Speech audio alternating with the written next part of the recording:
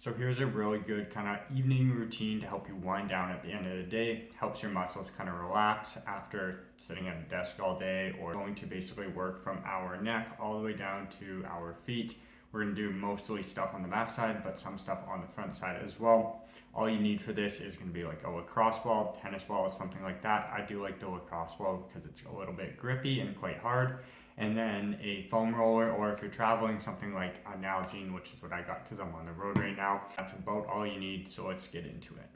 So we'll start with doing the back of our neck. So this just helps with relieving some of the tension at the back of the neck. So you're going to drop just below the bottom of your skull here, put it in your palm, and we're just going to work on that on both sides.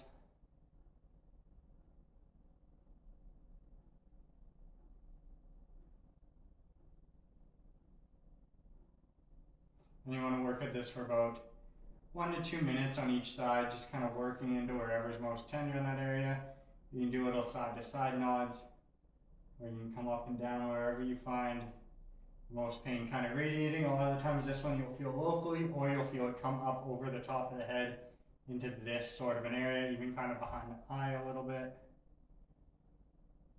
And if you're spending lots of time at like a computer or something, this is quite often going to be tight. Or if you have some kind of like whiplashy history, whether that's like a car accident, getting hit in sports, anything like that, is going to bring this on too. So you're going to do that on both sides.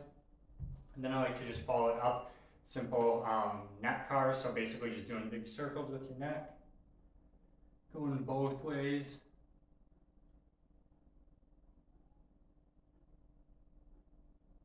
So I'll usually do like 3 to 5 one way, and then I'll do 3 to 5 the other way, doing nice big circles.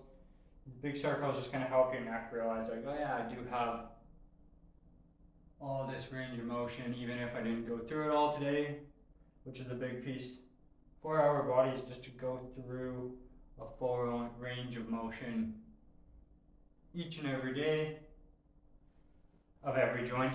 Next, I'm gonna go into the lower back here. So with this one, you don't want to go necessarily directly in. We're going to come at a bit of a 45-degree angle, so you'll see that here. I like putting my legs up on like a chair or a couch like this, and then you just drop that ball in. You're kind of just above your crest of your hip, just below your ribs, and just on the outside of the muscle, you'll feel where it's tender in there, and see how I now like angle myself a little bit. It just helps me get into that spot.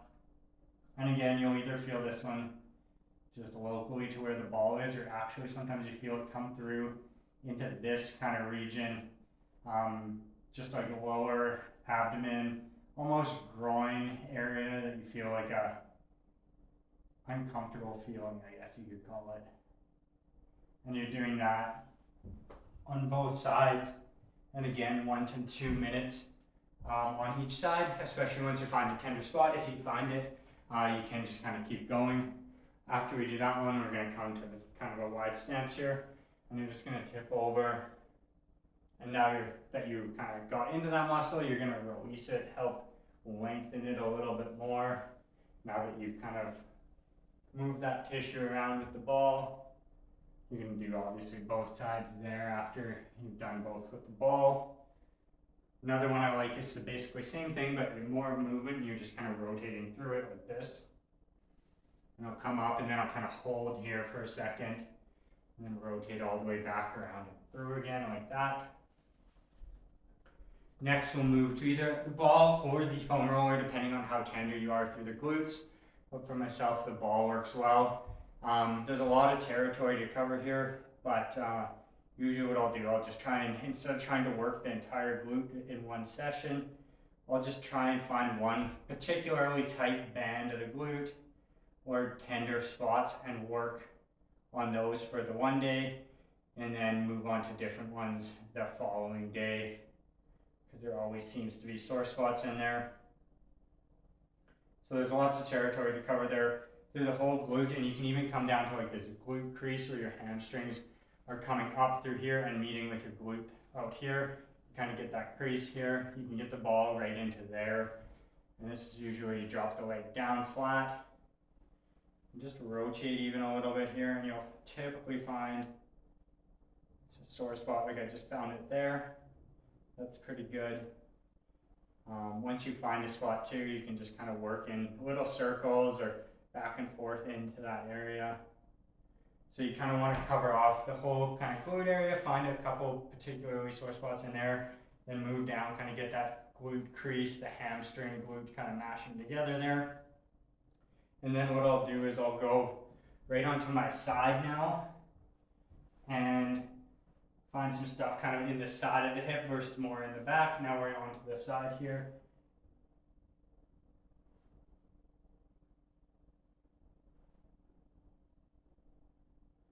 And usually with this one, I find one or two really tender spots, and don't do a whole lot of moving around, really just let it kind of sink in, let the ball move deeper and deeper into those muscles, and just trying to relax and keep my breathing like at a steady pace. If I feel like I'm tensing my breath, then I want to back off just a little bit, just by lifting my body up a little bit until I can kind of handle it with my breath. And then you can try and work deeper into it again. And then you're going to obviously do that both sides. Next, before I flip to the front side, I like to just, usually I'll grab with a foam roller for this, but basically you're just working on your calves here.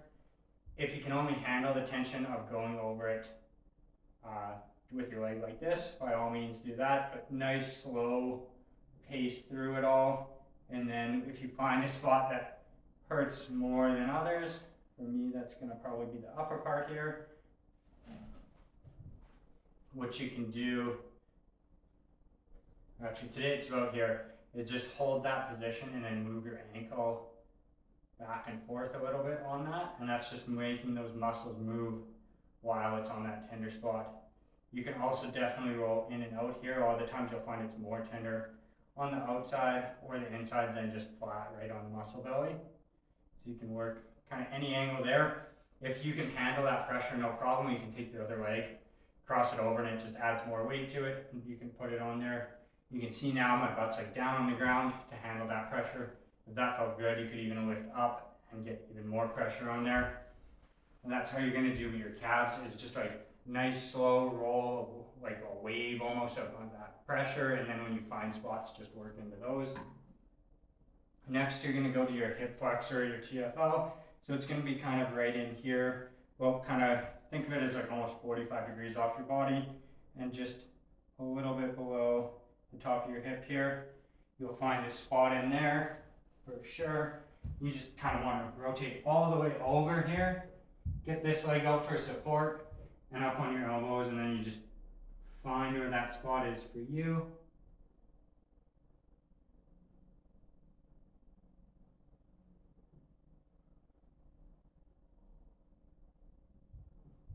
There, I've got it now for me, and here is another one where I don't move around too much. I really just kind of sit into it and let it sink in and do the work, and let the pressure of that ball do the work for me. This is a really kind of like, think of it as like a high traffic area. There's a lot of stuff all kind of meeting here. Lots of muscles meeting, lots of fascia, that kind of stuff.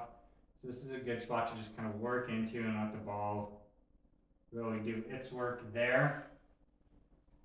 And that's kind of where I'll finish off with like the hip segment, and then I'll move into just what ends up being a 90-90 position. So 90 degrees here, 90 degrees here. Doesn't have to be perfect, but somewhere close to that. A lot of times I will bring this one back a bit or something like that. But this just puts you in a good position, one, to work on this part of your calf in here, but also this is a nice healthy position for your hips to get into on a regular basis. And then what I do, I just take the ball and I'm going to roll here. You'll feel bone, bone, bone, softer behind the bone, and we're just on that line right behind the bone. And I'll just kind of work into that wherever I find a sore spot in there. The calf is a really easy spot to move it, do what's called like a pin and stretch. So you pin down that kind of tender area, and then you move the calf, the calf muscles around a little bit. You kind of, by moving your ankle, you're going to shorten and lengthen that muscle for yourself. So for me, most tender spots kind of right here right now. So now I can just kind of small little movements of that ankle.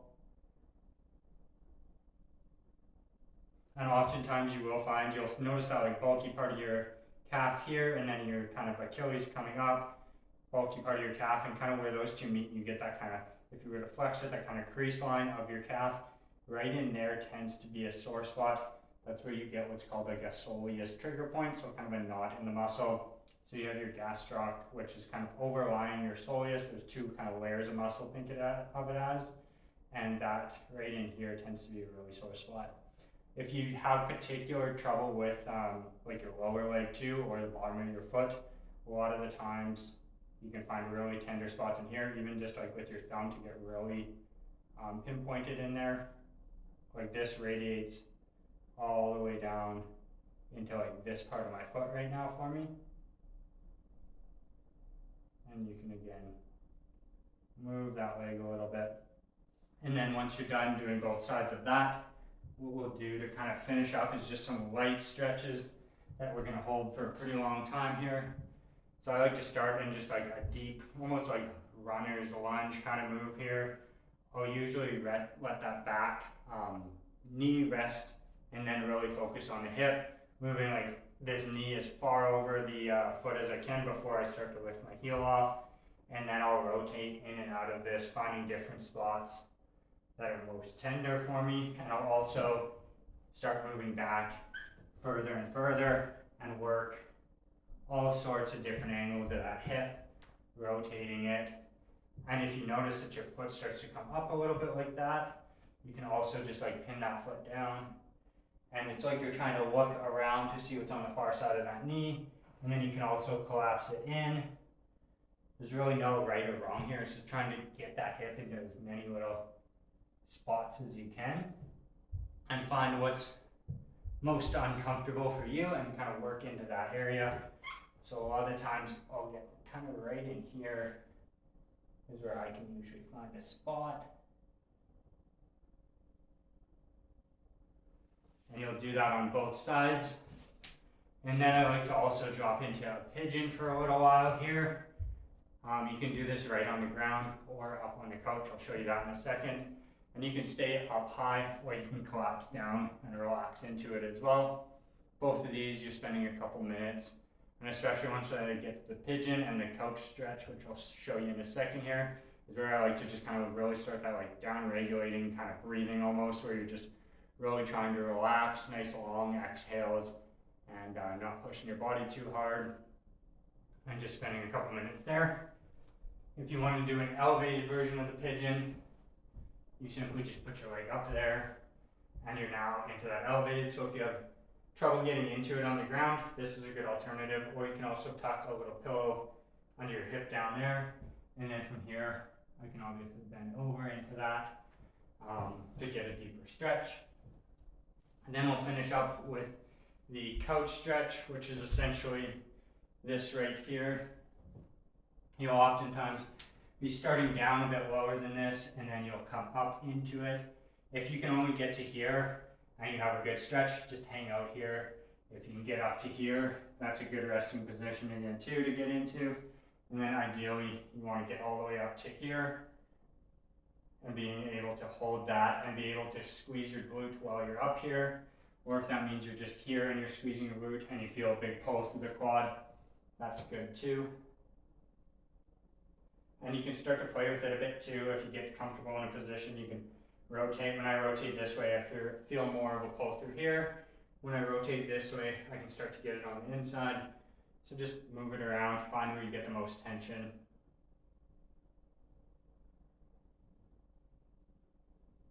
And then eventually you want to be able to do this. Having the couch or a chair or something is a nice assist when you're first getting into this and you have trouble getting into it. Eventually you want to do it up a wall where you can get this ankle up on the wall instead of bent over. It just adds a little bit more tension to that entire front line that we're stretching. All right, so those are all of the soft tissue mobilizations and stretches that I do at the end of the day to keep me feeling good throughout the week. I like to also finish this with a couple minutes of just go lie back down on the mat, just breathe, relax, lay there for a minute, kind of help you wind down at the end of the day. What you want to shoot for is breathing through your nose at a pace where your exhale is about twice as long as your inhale. So usually that looks like about 4 seconds inhaling, 8 sections exhaling to kind of help down regulate your nervous system at the end of the day. Obviously, if you can't do 4 and 8, or you can do more than that, adjust that ratio to like a 3 and 6 or a 5 and 10, something like that. But you want to do a little bit longer breath than what you would normally do, and definitely push that exhale to twice the length of your inhale to help down regulate your nervous system. And that's pretty much everything you need to know for a nice winding down kind of evening routine.